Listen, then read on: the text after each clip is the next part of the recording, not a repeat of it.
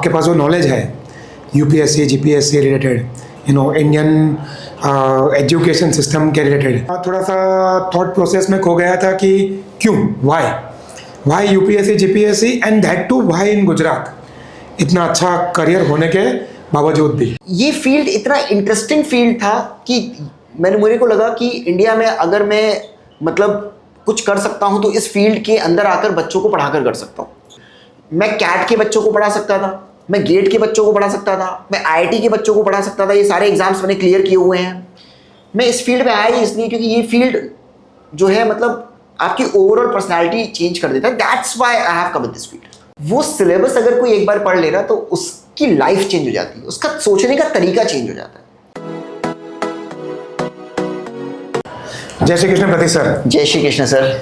I still remember the time, आज से करीबन 4-5 साल पहले हम मिले थे। Yes yes yes. And sir, ये 5 सालों में जितना मैंने आपको जाना है, आपकी हार्ड वर्किंग क्वालिटी, आपका एक पॉजिटिव एटीट्यूड और आपकी वो जो पैशन है स्टूडेंट्स को पढ़ाने के लिए, वो मुझे काफ़ी फैसिनेट करती है।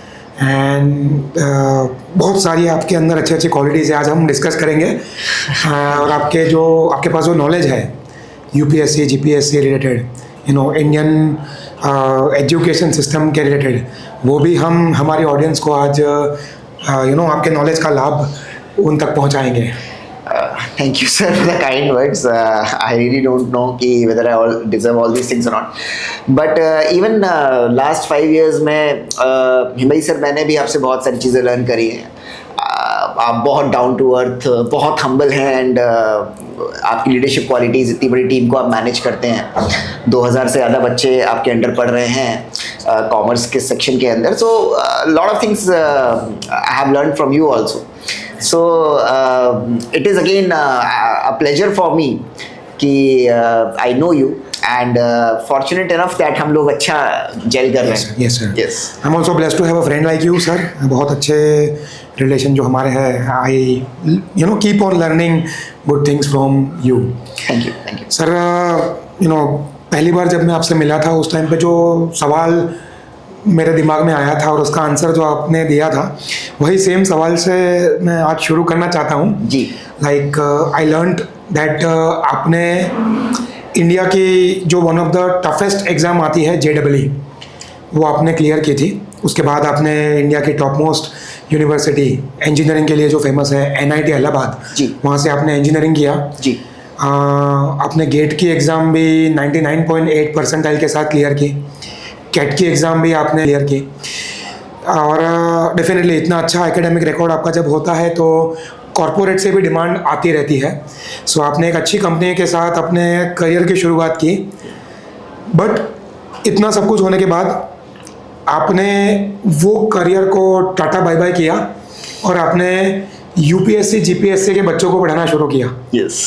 Not only that, UPSC GPSC आपने गुजरात में पढ़ाना शुरू किया। सो फिर से एक बार मैं उस टाइम पे 2-3 मिनट में थोड़ा सा थॉट प्रोसेस में खो गया था कि क्यों, why UPSC GPSC and that to why in Gujarat, इतना अच्छा करियर होने के बावजूद भी।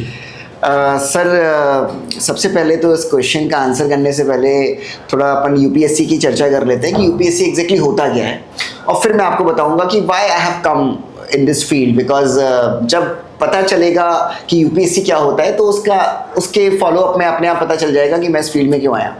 सो सर सेंट्रल गवर्नमेंट की एक बॉडी है union public service commission. Indian constitution के पार्ट 14 के अंदर यूपीएससी का जिक्र है और यूपीएससी का काम होता है टॉप ऑफिसर्स को, सेंट्रल गवर्नमेंट के टॉप ऑफिसर्स को रिक्रूट करना। सो यूपीएससी बहुत सारे एग्जामिनेशंस करवाती है टॉप ऑफिसर्स की रिक्रूटमेंट के लिए। उनमें से एक एग्जाम होता है सिविल सर्विसेज एग्जामिनेशन, CSE बोलते हैं हम। जो बच्चे CSE क्लियर करते हैं उनको IAS, IPS, IRS ये सारी पोस्ट मिलती हैं। तो Indian administrative service IAS, actually India का पूरा एडमिनिस्ट्रेशन यही लोग कर रहे हैं। Then comes Indian police service IPS, तो पूरा law and order maintain IPS कर रहे हैं। Then Indian revenue service IRS, so India के टैक्सेशन पूरा जो डिपार्टमेंट है वो सब IRS ऑफिसर्स ही GST, income tax yes, income tax commissioner, you very much right, income tax commissioner, GST commissioner, IRS officers ही देखते हैं सर, है ना। सो बेसिकली इंडिया को चला रहे हैं ये सारे ऑफिसर्स। हमारे जो कलेक्टर वगैरह भी होते हैं ये IAS ही होते हैं सर, म्यूनिसिपल कमिश्नर होते हैं, IAS होते हैं सर। सो इंडिया को चला रहे हैं ये सारे ऑफिसर्स, और इन ऑफिसर्स को रिक्रूट कर रहा है UPSC। तो अब आपके क्वेश्चन का मैं आपको आंसर देता हूं सर कि why I have come in this field and why specifically Gujarat. So sir जब आप UPSC का सिलेबस पढ़ेंगे, so that syllabus is a very very interesting syllabus sir. आप हिस्ट्री के बारे में पढ़ेंगे, आप इकोनॉमी के बारे में पढ़ेंगे, आप ज्योग्राफी के बारे में पढ़ेंगे, आप इंडिया के कॉन्स्टिट्यूशन के बारे में पढ़ेंगे। हिंदुस्तान को चलाने वाले ऑफिसर्स, इनके लिए ये सिलेबस पढ़ा जाता है, सिविल सर्विस एग्जाम को क्लियर करने के लिए ये सिलेबस पढ़ा जाता है सर। और जब आप इस सिलेबस को पढ़ते हैं, जब मैंने अपने इंजीनियरिंग वगैरह के साथ साथ मैं ये सब सिलेबस पढ़ता रहता था, बहुत सारे एग्जाम्स देता रहता था, जैसे आपने मेंशन किया कुछ एग्जाम्स मैंने क्लियर भी किए थे, और फिर ये मैं जब पढ़ता था तो बहुत मज़ा आता था। ये फील्ड इतना इंटरेस्टिंग फील्ड था कि मुझे को लगा कि इंडिया में अगर मैं मतलब कुछ कर सकता हूँ तो इस फील्ड के अंदर आकर बच्चों को पढ़ाकर कर सकता हूँ। सो मेरा एक टीचिंग का पैशन भी था, टीचिंग वॉज माई पैशन। जब मैं NIT इलाहाबाद से निकलकर एक कॉर्पोरेट जॉब कर रहा था, तो कॉर्पोरेट जॉब के साथ मुझे लग रहा था कि मुझे बच्चों को पढ़ाना है, और इंडिया के अंदर क्वालिटी टीचर्स की कमी उस समय थी। अभी भी मुझे लगता है कि टीचिंग को उस समय ज़्यादा अच्छा प्रोफेशन, ज़्यादा लिक्रेटिव प्रोफेशन नहीं माना जाता था। मैं मानता हूँ शायद कहीं पे पैशनेट टीचर जिनको बच्चों को बहुत डीप में जाके पढ़ाना है, यस, रियल में उनके पास जो नॉलेज है, जो अंडरस्टैंडिंग है, वो डिलीवर करनी है बच्चों के लेवल पे जाके, उनको समझाना है जी। ऐसे पैशनेट टीचर्स की आज बहुत कमी है। कम से कम सर उस समय बहुत थी, 2012 की बात कर रहा हूँ। आज हम देख रहे हैं कि with the advent of new startups, और अब कुछ लोगों में अवेयरनेस भी आई है कि टीचिंग प्रोफेशन के प्रति एक अलग रिस्पेक्ट भी आई है, तो अब अच्छे लोग आ रहे हैं इस प्रोफेशन के अंदर। But back then when I came in this profession in 2012, तब बहुत कम लोग टीचिंग प्रोफेशन को चूज करना चाहते थे, क्योंकि ज़्यादा अच्छा पे स्केल भी नहीं होता था, और एट द सेम टाइम मतलब बहुत ज़्यादा आप बोल सकते हैं रिस्पेक्ट भी नहीं थी। ये सब चीज़ें थी, ये सब चैलेंजेस थे। बट टीचिंग के प्रति मेरा एक बहुत पैशन था कि नहीं, मुझे पढ़ाना है, और मुझे पढ़ाने में बहुत मज़ा आता था, बहुत मज़ा आता था। और कुछ एग्जाम्स भी क्लियर करके रखे थे, तो दिमाग में था कि नहीं, मुझे पढ़ाना है। सो पढ़ाना है तो क्या पढ़ाना है। तो मैंने जब इस एग्जामिनेशन के सिलेबस को पढ़ा, वैसे जैसे आपने बोला कि IIT JEE मेंस मैंने क्लियर किया था, जब मैंने दिया था उस समय उसको AIEEE बोलते थे, okay. अभी इसको IIT JEE मेंस बोलते हैं। तो IIT JEE मेंस मैंने क्लियर किया था, CAT गेट भी क्लियर किया था। तो पढ़ाने को मैं किसी भी एग्जामिनेशन के बच्चों को पढ़ा सकता था। बट इस एग्जामिनेशन का सिलेबस पढ़कर मुझे लगा कि आप अगर UPSC का सिलेबस ही पढ़ लें सर, अगर एक आम आदमी यहाँ पर है ना, UPSC का सिलेबस पढ़ने वाला आदमी अपने आप एक लेवल ऊपर हो जाता है। और मैं आपको इस पॉडकास्ट के अंदर कुछ एग्जाम्पल्स भी दूंगा कि कैसे UPSC का सिलेबस पढ़ने वाला बच्चा एक आम आदमी से अपने आप ऊपर हो जाता है, और इस चीज़ को हम लोग अप्रिशिएट भी करेंगे। And that is the reason कि why I have come in this field. अब सेकंड जो आपका क्वेश्चन है कि वाई गुजरात, सो मैं पहली बार गुजरात में 2011-12 के आसपास आया था, और मैं हमेशा तब से गुजरात का फ़ैन हूँ। मेरी जन्मभूमि उत्तर प्रदेश है, मैं आगरा का बॉर्न हूँ सर, और मेरी कर्म भूमि सर गुजरात है। सो मैं हमेशा सबसे बोलता हूँ, गुजरात में है बात। हमारे देश के प्रधानमंत्री गुजरात से, हमारे देश के गृह मंत्री गुजरात से हैं, हमारे देश के सबसे बड़े उद्योगपति गुजरात से हैं। पर गुजरात में मुझे एक बहुत बड़ा गैप दिखा when it comes to UPSC preparation, कि सिविल सर्वेंट्स गुजरात से ज़्यादा नहीं निकल रहे हैं। UPSC की बात कर लें आप, GPSC में भी मतलब ये एक स्ट्रगल। GPSC तो बेसिकली गुजरात का एग्जाम होता है, पर GPSC में भी उतनी अच्छी गाइडेंस अवेलेबल नहीं थी 2012-13 में जब मैंने ऑब्जर्व किया। मैं अगर आपको बताऊं सर, UPSC का हब दिल्ली माना जाता था एक टाइम पर। अब तो एजुकेशन बहुत डेमोक्रेटाइज हो गई है, पर एक समय पर दिल्ली हब माना जाता था। हर कोई UPSC की प्रिपरेशन करने दिल्ली जाता था। पर मैंने ऑब्जर्व किया कि गुजरात के लोगों में इतना पोटेंशियल है, जब आप हर फील्ड में आगे हैं तो व्हाई नॉट UPSC। सही है। सिविल सर्विसेज के अंदर अगर आपको सही गाइडेंस दी जाए, अच्छे टीचर्स अवेलेबल हो, अच्छी क्वालिटी ऑफ एजुकेशन हो, तो तो मुझे लगता है गुजरात के लोग भी सिविल सर्विसेज के अंदर बहुत अच्छा कर सकते हैं। And that is the reason. मैं आपको बताऊं कि हमने कंसिस्टेंटली देखा है 2015-16 के बाद से गुजरात के अंदर भी यूपीएससी के रिजल्ट्स काफी अच्छे आना स्टार्ट हुए हैं। सुपर।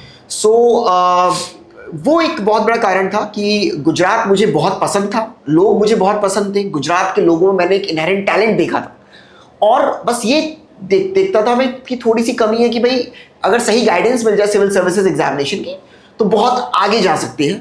और बहुत खुशी होती है बताते हुए लास्ट 8-9 सालों में हम लोगों ने यूपीएससी की जितनी भी मतलब बच्चों को ट्रेन किया है, जीपीएससी में भी जितनी भी बच्चों को ट्रेन किया है, अच्छे रिजल्ट्स रहे हैं, बच्चे आगे बढ़ रहे हैं, और मुझे लगता है अगले 10 सालों में गुजरात के सिविल सर्विसेज के रिजल्ट्स और ज़्यादा बेहतर रहेंगे sir. Super. I am sure आप जिस तरीके से गवर्न कर रहे हो, आप जो सिस्टम और मेथोडोलॉजीज लेके आ रहे हो, डेफिनेटली उसका फ़ायदा बच्चों को मिलेगा। जी जी। बट सर कई बार मैं बात करता हूँ बच्चों के साथ तो एक क्वेश्चन हमेशा आता है कि एग्ज़ामिनेशन बहुत ही टफ है, लाइक बहुत कम परसेंटेज लोग ये एग्ज़ाम को क्लियर कर पाते हैं। जी। ठीक है, तो उसमें टाइम भी जाता है जी, पैसा भी लगता है जी, ठीक है, एनर्जी लगती है जी, एंड कई बार बच्चों को ऐसा चाहिए कि हमको सर ऐसा कोई करियर दिखा दो जहाँ पे कम टाइम कम पैसे कम एनर्जी में हम बहुत अच्छे से सक्सेसफुल हो जाएं। जी। पर्सनली मेरा भी आई एम अगेंस्ट दिस कि कम पैसा कम एनर्जी कम एफर्ट वाला करियर अगर चूज़ करते हो जी, तो आगे जाके ज़्यादा मेहनत ज़्यादा एफर्ट ज़्यादा एनर्जी आपको लगानी है, बाद में पैसा भी कम मिलेगा। जी, जी, जी। तो आपके हिसाब से इसका क्या आंसर है कि 1000 बच्चे यूपीएससी में बैठते हैं नहीं तो सर। कितने बच्चे क्लियर होते हैं? एग्जाम्पल। जी जी जी सर, ऑब्वियसली सिलेक्शन रेट कुछ स्टैटिस्टिक्स या डेटा आप बताइए आपके पार्ट से कि कितने बच्चे पूरे साल में ये एग्जामिनेशन के लिए अपीयर होते हैं, उसमें से कितने लोग क्लियर होते हैं? सर ऑब्वियसली सिलेक्शन रेट काफ़ी कम है। 4-5 लाख बच्चे बैठेंगे अगर, तो 1000 सीटों के लिए फाइट होती है। यूपीएससी की अगर मैं स्पेसिफिकली बात करूं, सिविल सर्विसेज एग्जाम की बात करूं स्पेसिफिकली तो। पर सर आपके क्वेश्चन के अंदर एक बहुत बेसिक क्वेश्चन था, उसका मैं आंसर करना चाहूँगा, और बहुत इंपॉर्टेंट है ये, हमारे दर्शकों को भी ये समझना चाहिए, बहुत इंपॉर्टेंट है। आपने बोला ये एग्ज़ाम बहुत हार्ड है, या बच्चों को लगता है कि हार्ड है, हम इतना पढ़ेंगे क्या सक्सेस मिलेगी या नहीं मिलेगी। सर मुझे एक चीज़ बताइए, मैं आपसे एक काउंटर क्वेश्चन करता हूँ, हमारे देश में सबसे पावरफुल व्यक्ति कौन है सर? हमारे देश का सबसे पावरफुल व्यक्ति कौन है जिस पे सारी पावर्स आप बोल सकते हैं, सारी पावर्स है और वो बहुत कुछ कर सकते हैं, कौन है? हमारे प्राइम मिनिस्टर या हमारे प्राइम मिनिस्टर। Yes. सर आप मुझे बताइए, क्या देश का प्रधानमंत्री बनना आसान है? बिल्कुल भी नहीं। बिल्कुल आसान नहीं। यानी हम एक चीज तो जानते हैं कि जिस पद पर सबसे ज्यादा पावर्स होती है, जिस पद पर सबसे ज्यादा अपॉर्चुनिटीज होती है, उस पद पर पहुंचना आसान नहीं है, क्योंकि वो पद की रिस्पॉन्सिबिलिटीज भी उतनी है। उस पद की रिस्पॉन्सिबिलिटीज भी with great power comes with greater power comes greater responsibility, right. Sir IAS देश का एडमिनिस्ट्रेशन संभालता है, आईपीएस देश का लॉ एंड ऑर्डर संभालता है। सर आईएएस आईपीएस के पास इतनी पावर्स, इतनी अपॉर्चुनिटीज, इतनी रिस्पॉन्सिबिलिटीज होती हैं, तो सर डेफिनेटली उस पद पर पहुंचना आसान तो नहीं। और मैं सबसे बोलता हूं, और उनके डिसीजन का इम्पैक्ट हमारी लाइफ पे भी, डेली लाइफ पे पड़ता है, हर एक की लाइफ पे पड़ता है, डेली लाइफ पे पड़ता है सर। वो लोग जो सोचते हैं, वो जो पेपर साइन करते हैं, या आई थिंक जो भी उनके डिसीजंस रहते हैं, उसका बहुत लार्जर लेवल पे हमारे पे बहुत ग्रेटर इम्पैक्ट होता है, बहुत ग्रेटर इम्पैक्ट होता है। और सर अभी देखिए ना, एग्जांपल दीजिए, अभी मतलब ईद थी तो law and order situation maintain करना है, सब चीज़ें करना है, तो आईपीएस का एक सर्कुलर आया, ऐसा करेंगे वैसे करेंगे। डेली लाइफ पर हमारे इम्पैक्ट डालते हैं इन लोगों के डिसीजंस। तो सर डेफिनेटली ये चीज़ तो बिल्कुल क्लियर है कि जिस पद पर ज़्यादा पावर्स होगी, ज़्यादा अपॉर्चुनिटीज़ होंगी, ज़्यादा फेम होगा, उस पद पर पहुंचना आसान तो बिल्कुल नहीं है। सही। और इसलिए मैं सबसे बोलता हूं, सब बच्चों से बोलता हूं कि भाई अगर आप 2 साल का समय डेडिकेटेडली नहीं दे सकते या नहीं दे पा रहे हैं, तो आप इस एग्जामिनेशन के बारे में मत सोचिए। अगर किसी को ऐसा है कि मुझे आज स्टार्ट करके कल कलेक्टर बनना है, तो भैया पॉसिबल ही नहीं। सही है। और दूसरा, अगर आपको जीवन में शॉर्टकट्स ढूंढने हैं, तो शॉर्टकट ढूंढ के आप इतने बड़े पद पर नहीं जा सकते। आपको 5-10 हज़ार रुपये की नौकरी करनी है, आप 5-10 हज़ार की नौकरी कहीं कभी भी कर लीजिए। पर अगर आपको IAS IPS बनना है तो आपको समय तो देना पड़ेगा, मेहनत करनी पड़ेगी, क्योंकि इंडिया का सबसे बड़ा एग्जामिनेशन है ये। और इसीलिए मैं बिल्कुल क्लियर हूँ इस चीज़ को लेकर कि मैं यहाँ पर मिसकंसेप्शन नहीं फैलाना चाहता कि भैया IAS IPS बनना या UPSC क्लियर करना आसान है। बिल्कुल भी ऐसे मत मानिए कि आसान है, हाँ।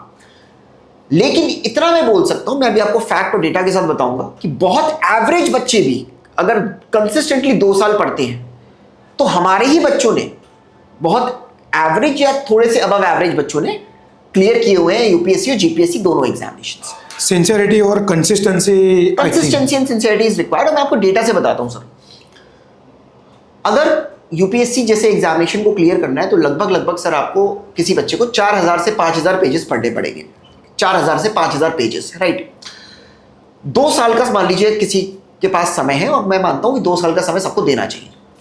तो 2 साल के समय में आप इसको डिवाइड कर सकते हैं। पहले साल आप पूरा सिलेबस कंप्लीट कीजिए, अगले साल आप फिर रिवीजन और टेस्ट पेपर्स वगैरह अटेम्प्ट कीजिए। पहले साल जब आप सिलेबस कंप्लीट करेंगे तो आपके पास लगभग 300 दिन का टाइम है। मैं 365 में से मानकर चलिए हम 300 दिन पढ़ रहे हैं, और अब आपको 4000 से 5000 पेज अगर कवर करने तो ऑन एन एवरेज आप 12 से 15 पेज रोज पढ़िए।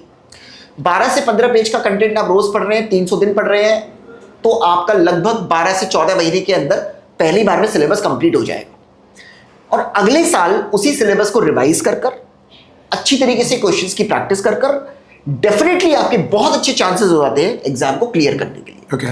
तो सर, अगर कोई बच्चा इतनी बड़ी पोजीशन पर पहुंचने के लिए एस्पायर कर रहा है और अगर वो दिन में 10-12 पेज भी नहीं पढ़ पा रहा है, तो मैं बोलूंगा फिर आप मत करो। सही है। 10-12 पेज, 14 पेज डेली बेसिस पर कंसिस्टेंटली 300 दिन पढ़ना। और मैंने 300 दिन लिए, 365 के 365 भी नहीं लिए, 65 डेज मैंने छुट्टी भी दे दी है। सही है। 300 दिन में अगर आप ये कर ले रहे हैं, दिन के 10-12 पेजेस पढ़ ले रहे हैं, और उसके बाद अगले साल पूरा रिवीजन के साथ साथ आप उसको अच्छी तरह से क्वेश्चंस की प्रैक्टिस कर ले रहे हैं, सो सर डेफिनेटली चांसेस बहुत बढ़ जाते हैं सिलेक्शन होने के, और ये मुश्किल नहीं है। अगेन UPSC की एक बहुत बड़ी खासियत है, बहुत एवरेज बच्चा भी UPSC क्यों क्वालिफाई कर जाता है? बिकॉज UPSC सिर्फ एक चीज मांगती है, परसिवरेंस। लगे रहो, 2 साल तक लगे रहो, सिलेक्शन की चांसेस काफी बढ़ जाएंगे। और हमारे पास बहुत एग्जांपल्स हैं। ऑल इंडिया रैंक 71 स्टूडेंट की सर आई, आदित्य करके बच्चा है अपना, अच्छा बच्चा है पढ़ने में। 91 रैंक थी जतिन की, ऑल इंडिया रैंक हमारे ऑनलाइन प्रोग्राम का बच्चा था सर। ये बच्चे सर मतलब कंसिस्टेंटली पढ़ते रहे। अभी GPSC में गर्ल्स में ACF एक एग्जाम होता है, उसमें फर्स्ट रैंक थी हमारी बच्ची की, नेहा ठाकुर करके, वडोदरा की बच्ची है सर। वो कंसिस्टेंटली पढ़ते रहे सर, कंसिस्टेंटली पढ़ते रहे। बहुत ज्यादा हाईली इंटेलिजेंट बच्चे नहीं थे सर ये। कुछ लोग ऐसा होते हैं शायद कि जो लोग ऐसा सोचते हैं कि मैं अभी क्लासेस कर लेता हूँ, बाद में एग्जाम के टाइम पे पढ़ लूंगा, तो वो नहीं चलेगा सर। ये कोई डे 1 से सर, ये कोई क्लास 8th 9th 10th या ग्रेजुएशन का एग्जाम नहीं है कि अपन ने रात में पढ़ा 2-4 घंटे और अपन दे आए, ऐसा बिल्कुल नहीं है।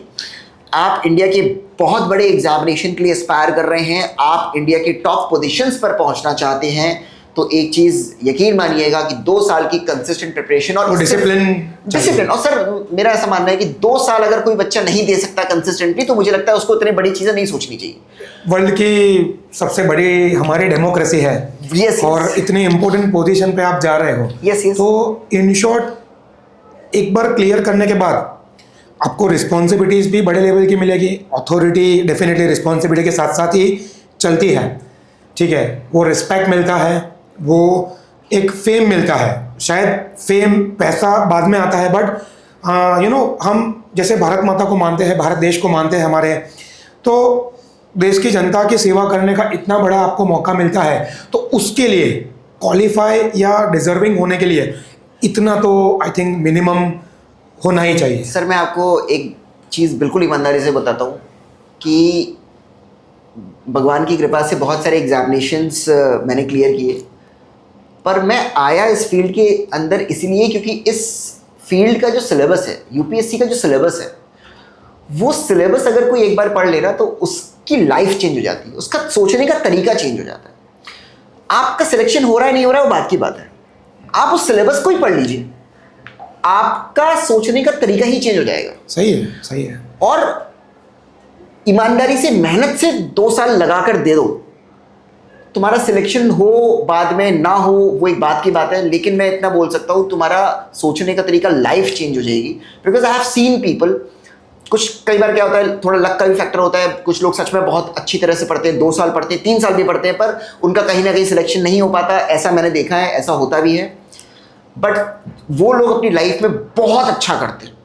मैं लास्ट 2012 से, अब मान लीजिए मैं लास्ट 13 साल से पढ़ा रहा हूँ, और मैंने अपनी लाइफ में बहुत सारे ऐसे बच्चे देखे हैं जो मतलब यूपीएससी की उन्होंने तैयारी करी, किसी कारण से नहीं हो पाया, पर वो अपनी दूसरे और फील्ड्स में बहुत अच्छा कर रहे हैं। क्योंकि इतना ज़्यादा नॉलेज उन्होंने गेन किया है, इतनी अच्छी अंडरस्टैंडिंग गेन की है, 2 साल वो मेहनत करके वो जो डिसिप्लिन आती है वो एक रेयर क्वालिटी होती है, और वो डिसिप्लिन और कंसिस्टेंसी मेरे नेचर में आ गई। यस। फिर वो नेचर लेके मैं कोई भी इंडस्ट्री, कोई भी प्रोफेशन, कोई भी जॉब या अपने खुद के बिजनेस में भी जाता हूँ तो 2 चीज़ मेरे साथ जाएगी। एक वो जो नॉलेज है, आपने जैसे सब्जेक्ट्स बताए, यस, इंडियन ज्योग्राफी है, साइंस है, इंफॉर्मेशन टेक्नोलॉजी है, Yes, yes, yes. हिस्ट्री है, ठीक है, वो इतना सारा नॉलेज। और दूसरी बात, मेरा एक नेचर है, वो नेचर बन गया कि मेरे को मेहनत करना आपके खून में आ गया।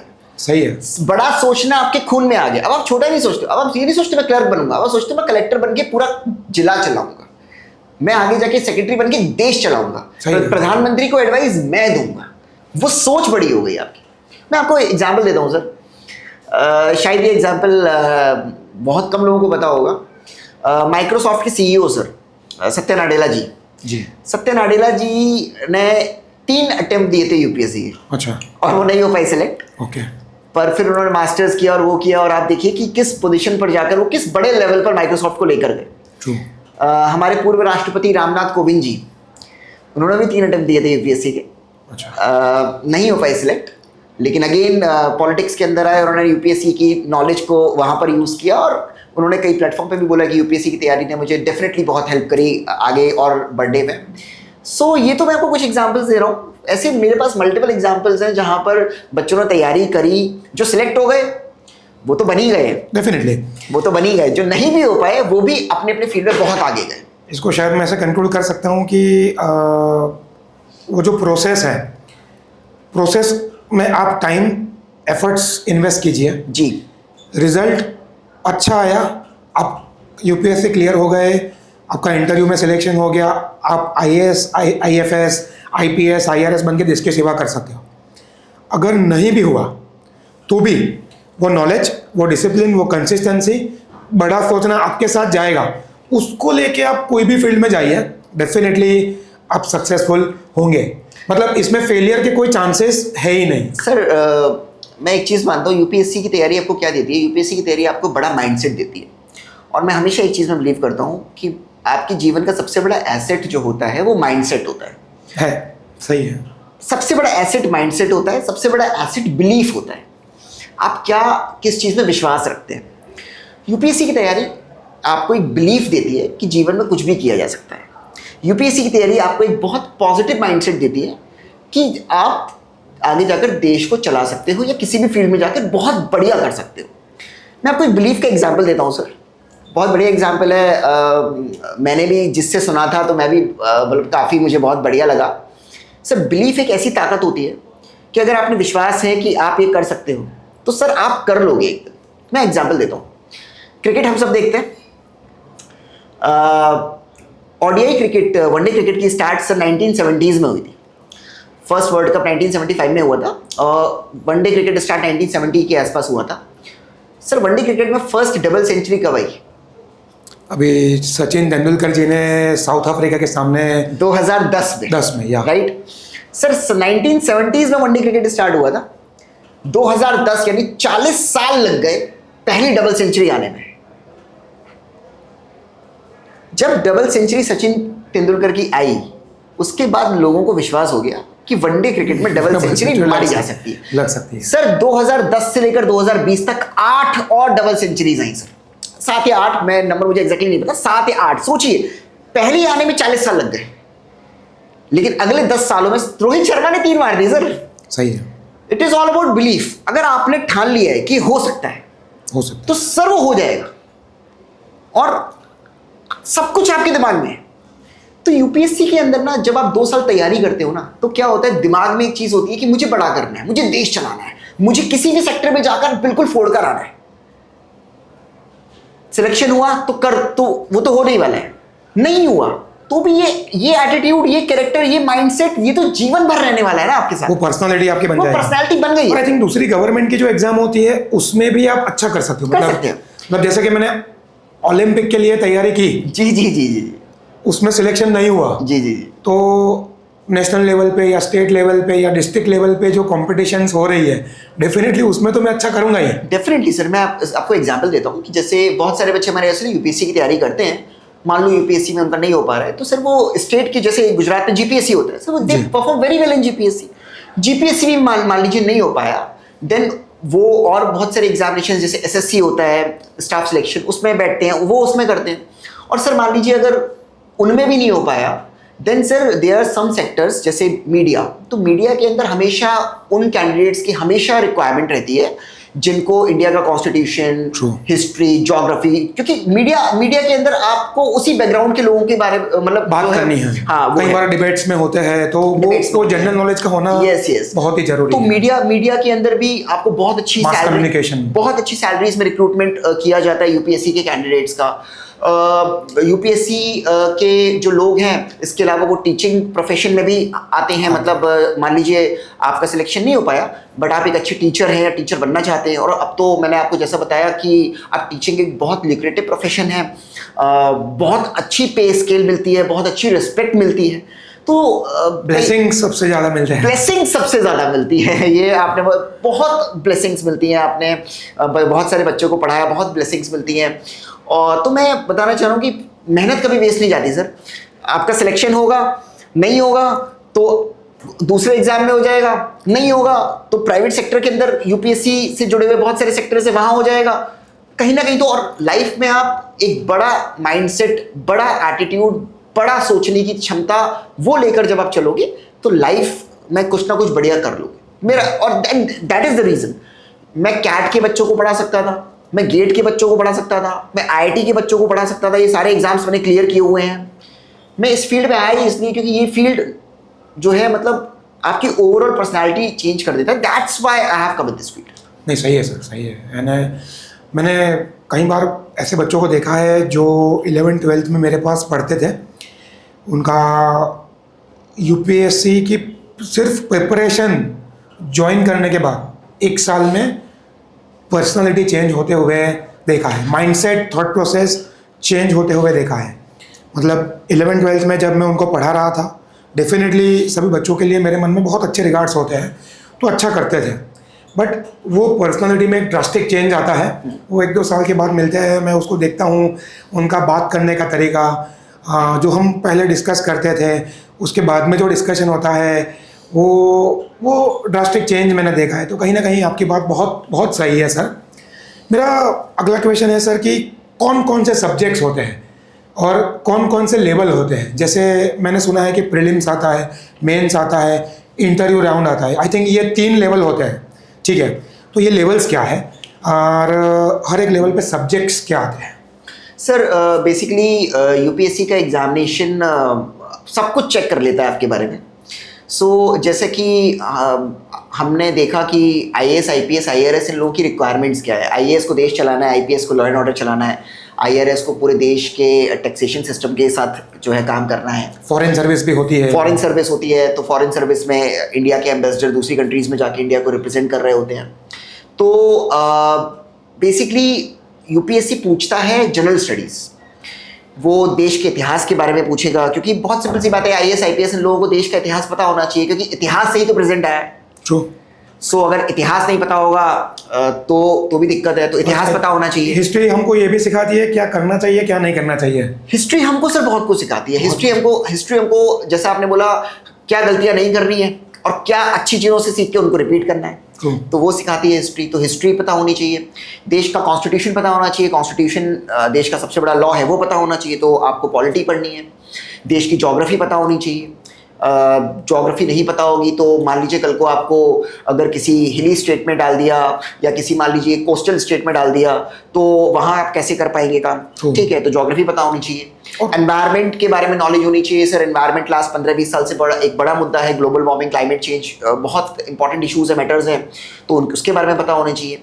साइंस के बारे में पता होना चाहिए, आर्टिफिशियल इंटेलिजेंस वगैरह सब मतलब नई टेक्नोलॉजीज आ रही है उनके बारे में आपको पता होना चाहिए। करंट अफेयर्स में जो अभी चल रहा है, करंट अफेयर्स के अंदर जो चीज़ें चल रही हैं वो सब पता होना चाहिए, ठीक है। इकोनॉमिक्स पता होनी चाहिए। अगर आपको इकोनॉमिक्स नहीं पता है कि भाई डॉलर और रुपीज़ का कैसे कन्वर्जन हो रहा है, अब जीडीपी क्या होती है, महंगाई कैसे कंट्रोल की जा सकती है, अनएम्प्लॉयमेंट कैसे कंट्रोल किया जा सकता है, ये सब पता होना चाहिए। तभी तो जाकर देश का एडमिनिस्ट्रेशन कर पाएंगे, तभी तो जाकर ये अच्छी चीज़ें कर पाएंगे, पॉलिसीज बना पाएंगे। यही पूछती है यूपीएससी। प्रीलिम्स में ऑब्जेक्टिव क्वेश्चंस आते हैं, ओके, मेंस में सब्जेक्टिव होते हैं, ओके, और फिर पर्सनालिटी टेस्ट होता है फाइनली, इंटरव्यू। तो इंटरव्यू के अंदर वो आपसे जुड़े हुए क्वेश्चंस पूछते हैं, आपकी पर्सनालिटी को टेस्ट करते हैं। तो प्रीलिम्स, मेंस और इंटरव्यू 3 स्टेजेस होती है सर। ओके। आइडियली जैसे कि मैं अपने आप को ये पोजीशन में रखता हूँ that I am a student जी, मैं शायद अभी 12th पास कर रहा हूँ जी, या फिर मैंने अभी ग्रेजुएशन कंप्लीट किया है मे बी, और I am pursuing my graduation, जी, ठीक है। तो यू नो कौन सी ऐसी क्वालिटी मेरे अंदर होनी चाहिए, अगर ये क्वालिटी है मेरे अंदर या मैं कल्टीवेट कर सकता हूँ तो मैं एक अच्छा यूपीएससी का कैंडिडेट हूँ। सर इनहेरेंट नेचर में या पर्सनालिटी के क्वालिटीज़, माइंडसेट वाली क्वालिटीज़, अपने पर्सनालिटी माइंडसेट के बारे में काफ़ी कुछ बताया, बट स्टिल मैं बिगिनर हूँ। आपने जो बताई वो क्वालिटीज़ शायद वो थी कि जो मेरे अंदर आएगी, ठीक है, लेकिन अभी मेरे को शुरू करना है, बिगिनिंग करना है, तो क्या होना चाहिए, और अगर ये है तो I can be very good candidate of UPSC. Curiosity, नया जानने की, सिर्फ एक चीज़ मैं बच्चे के अंदर देखता हूँ, ओके, और कई बार सर हम बच्चे को पहली बार मिलके बता देते हैं, मतलब मन में पता चल जाता है कि क्या होगा इसका। अब वो टीचर्स के अंदर वो होता ही है सर कि वी टीचर्स आर, अभी उतना एक्सपीरियंस हो जाता है कि बच्चे को देख के पता चल जाता है क्या होगा। अगर आपके अंदर चीज़ों को जानने की इच्छा कि ये हुआ तो क्यों हुआ, लॉजिक, एक रीजनिंग होना चाहिए। अर्थक्वेक आया तो क्यों आया, ट्रंप ने टैरिफ लगाया तो क्यों लगाया, कुछ भी हो रहा है तो क्यों हो रहा है, क्यों क्यों क्यों, वाई, लॉजिक। अगर हाँ, आपके अंदर ये सवाल आ रहे हैं और फॉर दैट मैटर आपको चीजों को जानने की इच्छा, कुछ भी चीज जानने की इच्छा, साइक्लोन आया क्यों आया, आंसर मिल रहा है आपको नहीं मिल रहा है, that's a different thing all together. But आपके मन में सही सवाल होने चाहिए। सवाल अगर आ रहे हैं, आंसर मिल रहे हैं नहीं मिल रहे वो बात की बात है, सवाल आ रहे हैं, जानने की इच्छा है चीज़ों को, नई नई चीज़ों को जानने की इच्छा है। अच्छा, ये इंडिया और यूएस के बीच इस समय टैरिफ को लेकर काफ़ी कुछ चल रहा है, क्यों? अभी ये कुछ दिनों पहले वक्फ बिल बोर्ड एक बिल आया, मतलब ये पार्लियामेंट के अंदर, क्यों क्यों क्यों? और फॉर दैट मैटर किसी भी चीज़ में, देश के कॉन्स्टिट्यूशन से जुड़ा हुआ, हिस्ट्री से जुड़ा हुआ, पॉलिटी से जुड़ा हुआ, ज्योग्राफी से जुड़ा हुआ, साइंस टेक्नोलॉजी से जुड़ा हुआ, आर्टिफिशियल इंटेलिजेंस, नेचुरल कैलामिटीज से जुड़ा हुआ। आर्टिफिशियल इंटेलिजेंस को एलॉन मस्क जो है वो पहले बहुत क्रिटिसाइज करते थे, क्यों कर रहे हैं? एलॉन मस्क ने अभी उनके एक्स प्लेटफॉर्म ने ग्रॉक निकाल दिया, क्यों निकाल दिया? आर्टिफिशियल इंटेलिजेंस आगे जाकर लोग बोल रहे हैं नौकरियां खा जाएगा, क्यों खा जाएगा? जब आपके अंदर ये क्यूरोसिटी है ना, अगर बस मुझे वो क्यूरोसिटी वाला बच्चा दे दो, उसके बाद मेरे ऊपर छोड़ दो, सही है।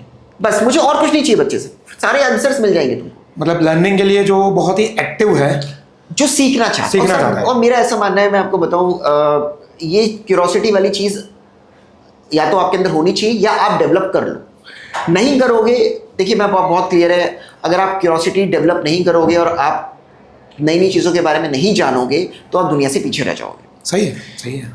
तो क्यों वाली चीज़ अगर आपके अंदर है, और मैं ये नहीं बोल रहा कि मतलब बच्चा ऐसा है कि दिन भर क्यों क्यों क्यों क्यों करता रहे, बट कम से कम ऐसा है उसके दिमाग में सवाल आए।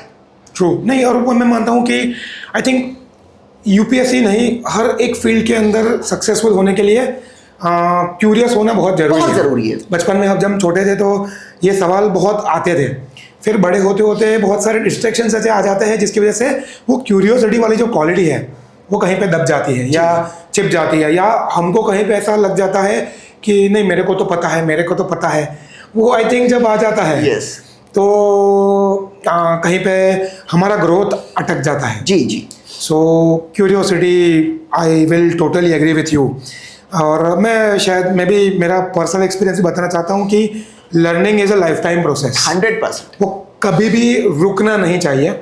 और आप होलिस्टिक लेवल पे सक्सेसफुल होना चाहते हो, बड़े लेवल पे पहुंचना चाहते हो, तो बड़े लेवल का आदमी शायद ऐसा नहीं होगा कि स्पेशलाइज इन वन और two field.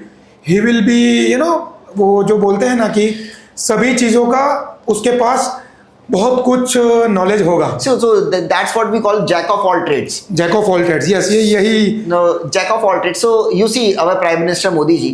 So Modi ji की फॉर्मल एजुकेशन मान लीजिए अलग अलग फील्ड्स में नहीं भी हुई, but when ever I see him talking in podcast, या अभी निखिल कामत के साथ उनका एक पॉडकास्ट मैंने देखा, so he was talking about stock markets, he was talking about startups, he was talking about every new thing, and you see at the age of 74 years also he is having such curiosity. True.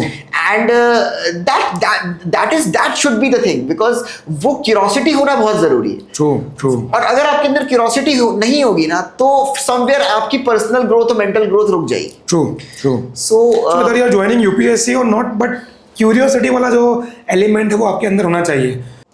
बिल्कुल सही कहा sir. जैसे अभी आपने हमारे prime minister जी का जिक्र किया, तो आई रिमेंबर 2011 में जब वो हमारे CM थे, मेरे इंटर्नशिप के पीरियड के दौरान मैं चेन्नई गया था।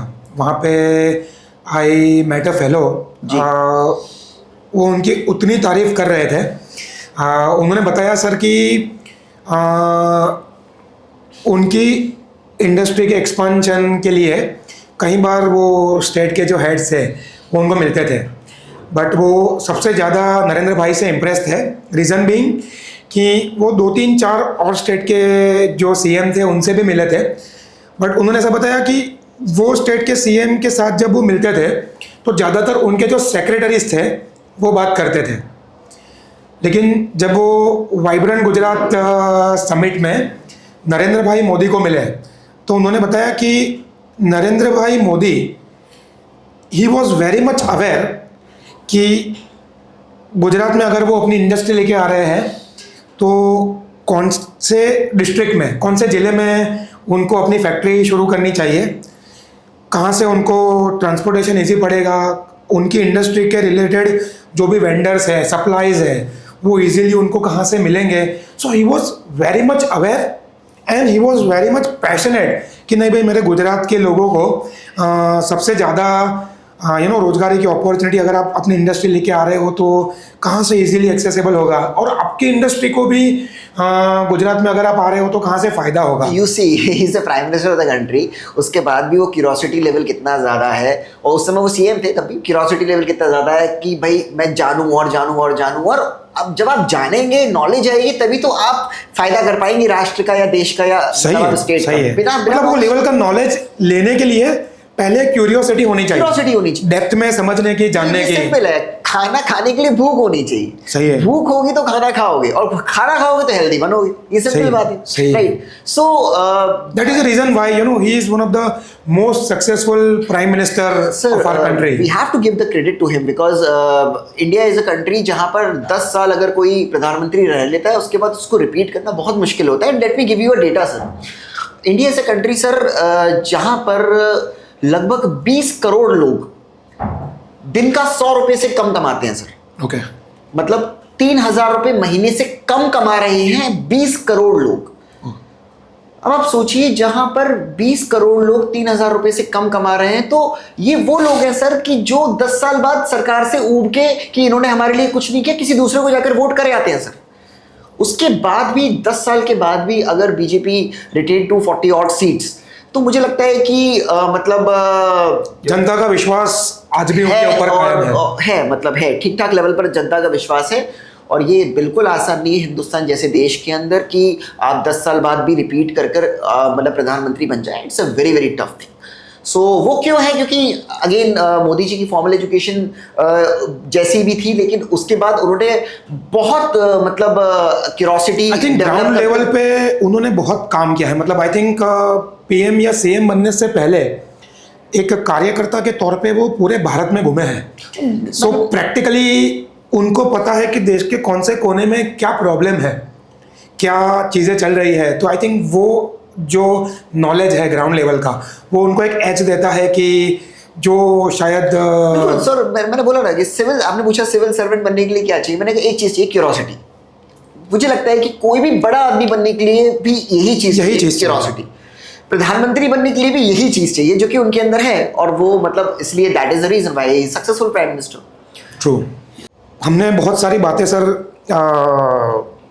पॉलिसीज़ को लेके, यूपीएससी जीपीएससी को लेके, और बहुत अच्छे से आपने समझाया कि कैसे सोचने का तरीका डिफरेंट हो सकता है। Now coming to the point, जैसे आप अभी पीडी गुरुकुल चला रहे हैं सर, तो what is the vision and mission of PD Gurukul? आप कैसे ड्राइव करते हैं अपने आप को और आपके इंस्टीट्यूट को? What is the driving factor for your institute? So basically sir, हमने शुरुआत में डिस्कशन किया था, teaching is my passion.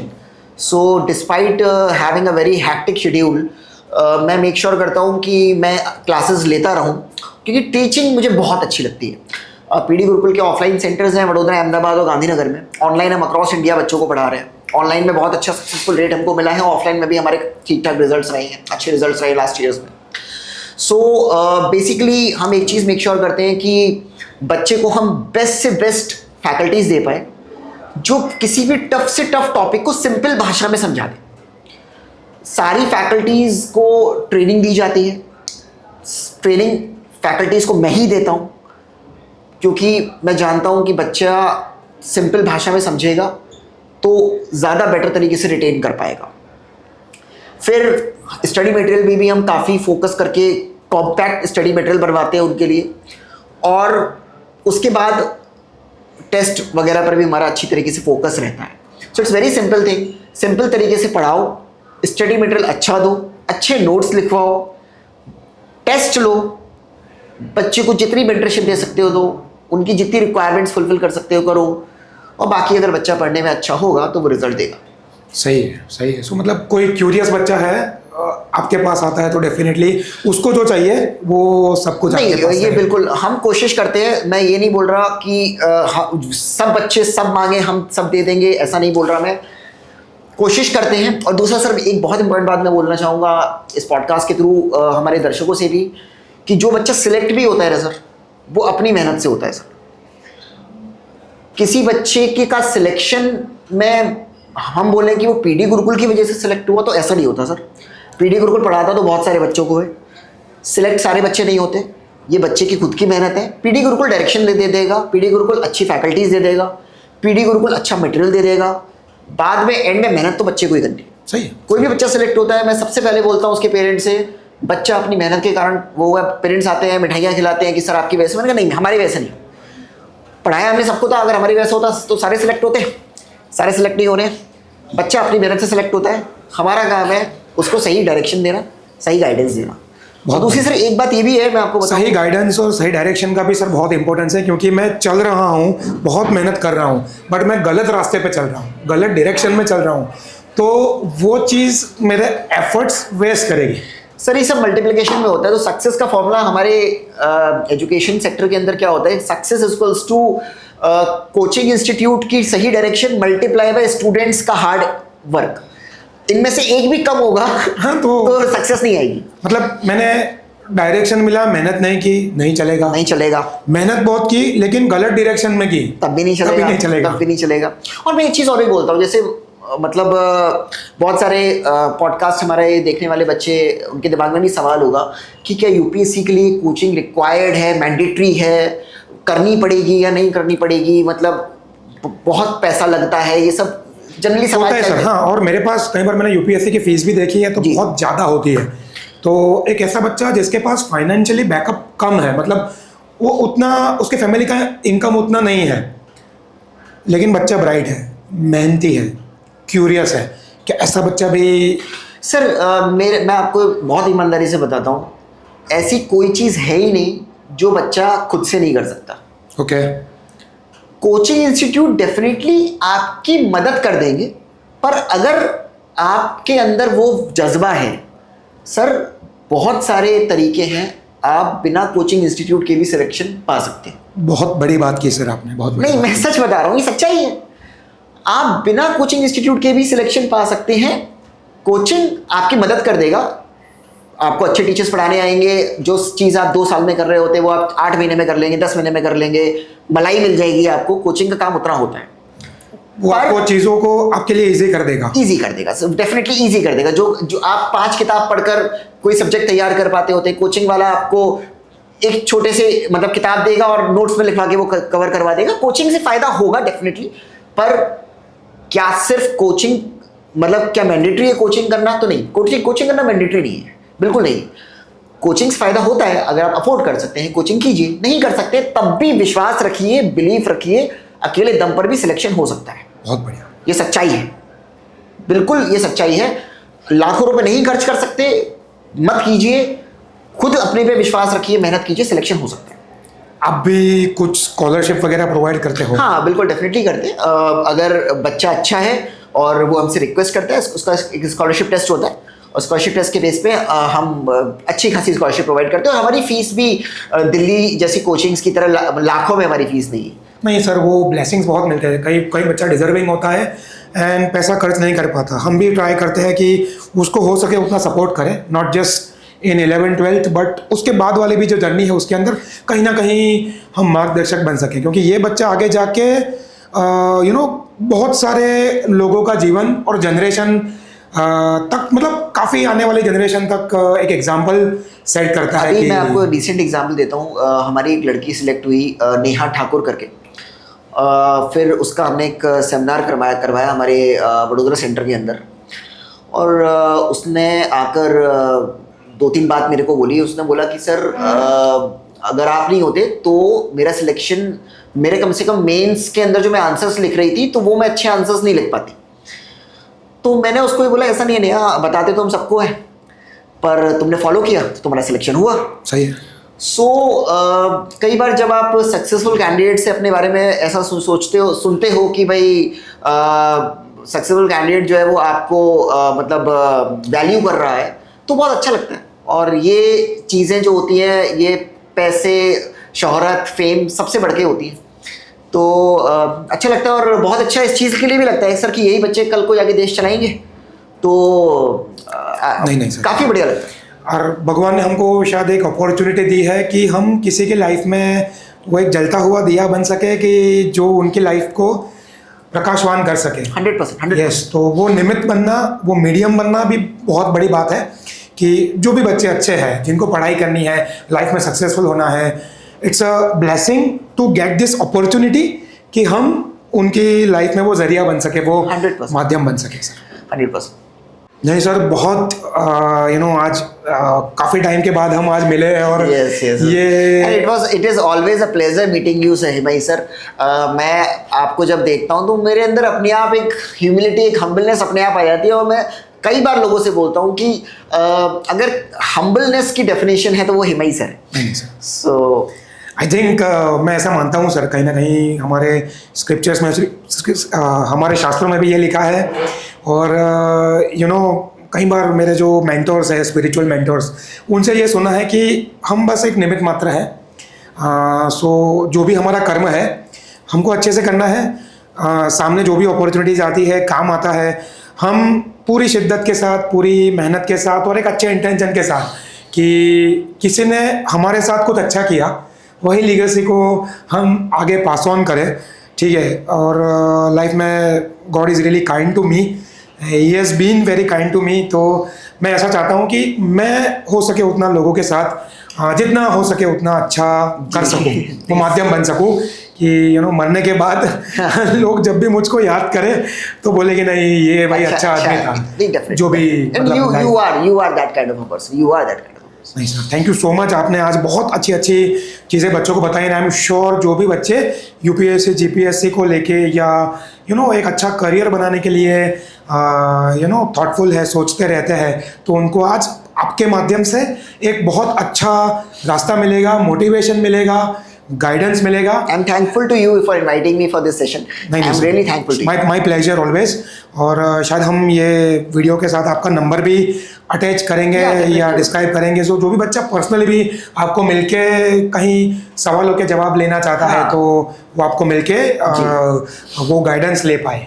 Thank you so much sir. Thank you, sir. Thank मेरी you very भगवान much. से प्रार्थना आपका बहुत अच्छा हो और आपके माध्यम से बच्चों का बहुत अच्छा हो। Same to you sir, same to you. Thank Thank you, sir. जय श्री कृष्ण। जय श्री कृष्ण।